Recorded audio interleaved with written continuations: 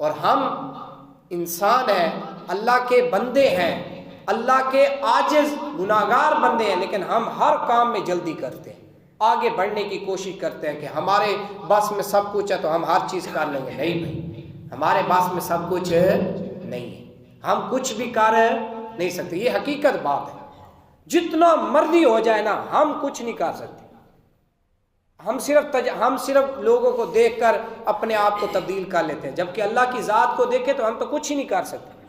اب بہت سارے ایسے لوگ ہوتے ہیں جنہوں نے سوچ بنائی ہوتی ہے کہ میں یہ کروں گا، کچھ نہیں کر سکتا۔ میں یہ زمین لوں گا، نہیں لے سکتا۔ میں یہ کاروبار کروں گا، نہیں کر سکتا۔ میں گاڑی لوں گا، نہیں لے سکتا۔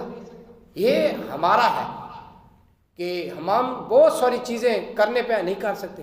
اور بہت سارے ایسے ہوتے ہیں جو ہوتے ہیں ریڑھی لگانے والے ہوتے ہیں، غریب ہوتے ہیں، اللہ پاک ایسا نوازتا ہے، امیر ہو جاتے ہیں، کوٹھیاں بن جاتی ہیں، گاڑیاں بن جاتی ہیں۔ ایسے آپ کو بہت سارے امیر لوگ ملیں گے جو پہلے کہتے ہوں گے بھئی میں ایک چھوٹی سی دکان تھی میرا، یا ایک میرا ٹھیلا تھا ایک، یا میں ایک چھوٹا سا کاروبار کرتا تھا، آج اللہ نے مجھے اتنا نوازا ہے۔ یہ اللہ کی قدرت ہوتی ہے۔ اچھا پھر یہ بھی دیکھو، کئی لوگ ایسے ہوتے ہیں جو امیر ہو جاتے ہیں، امیر کبیر ہو جاتے ہیں، ان کی اولاد نشے میں لگ جاتی ہے، اولاد باپ کی ساری جائیداد ہی بیچ دیتی ہے۔ بندہ کہتا ہے میں تو امیر ہوں، میرے جیسا تو بندہ ہی کوئی نہیں، اولاد ساری جائیدادیں بیچ دیتی ہے۔